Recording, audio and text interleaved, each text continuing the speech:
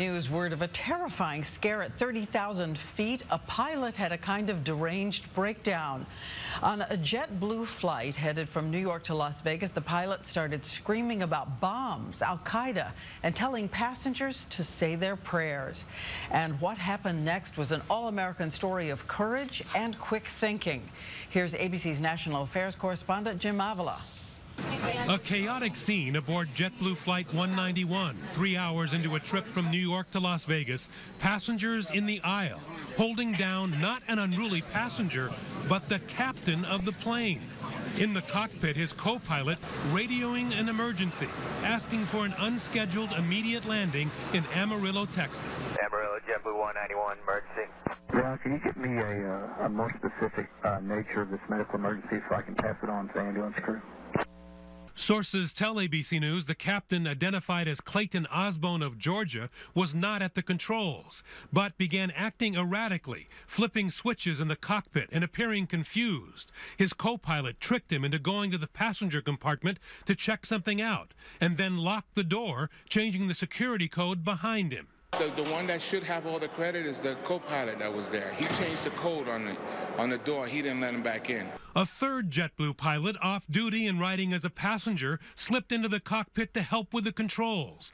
The captain pacing the aisles now, eventually pounding on the cockpit door, trying to return to the flight deck, starting a panic among passengers. Started banging on the door, kicking on the door, trying to get inside the cockpit. Before that, he actually started yelling, it's going to blow up. A flight attendant screamed for help, and as many as 5 passengers helped tackle the now shouting captain. Some saw him foaming at the mouth while yelling about Al-Qaeda, a bomb, and threatening the plane is going down. He started to curse at me and, trying to tell me, hey, you better pray, Iraq and Iran. And so I say, you know what, I'm going to show you what Iraq and Iran is. And I took him on a chokehold. Dave Gonzalez, a former corrections officer from New York, brought him down with a chokehold. I wasn't letting go of this guy until we landed the plane. I was still on top of this guy until we landed the plane. Gonzalez and his fellow passengers held him down, first using plastic handcuffs, but he broke free of those, so passengers used their leather belts to tie his arms, all in plain view of cell phone camera rolling passengers. We don't need pictures of this, please. Upon landing, police boarded, talked to the co-pilot, and loaded the handcuffed captain onto a wheelchair and into an ambulance. It's not the first time airline crews have alarmed passengers. Just this month, an American Airlines flight attendant who said she was bipolar was restrained after threatening impending doom over the PA. The plane returned to the gate.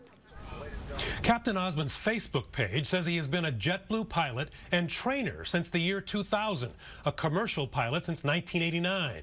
The FAA says he had an onboard medical emergency. The FBI is investigating the incident, and law enforcement sources say early indications are the experienced pilot had a panic attack. His wife, reached by ABC News, says she has not spoken to him but urges patience and asks everyone to remember there are 2 sides of the story. Diane? All right, Jim Avila, still thinking of the using of the belts by those passengers to restrain him. I want to bring in ABC's aviation analyst, John Nance, who's also a veteran commercial airline pilot.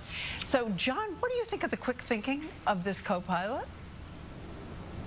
It's something we want a co-pilot to do, and in this case, he acted very decisively, and it shows a tremendous amount of confidence that his company is going to stand behind him, and that's excellent.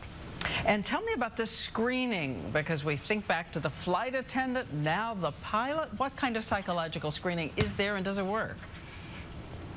Diane, we have a lot of screening that goes on when anybody is hired, especially as a pilot, and it's very good until somebody is on the line for about a year and comes off probation. But then there's kind of a neural network in which everybody is, in effect, watching everybody else, not in a I'm suspicious of you form, but in terms of just knowing what's going on. That's one of the most effective methods, but maybe we need to look at ratcheting that up just a bit. But that's still the best line of defense.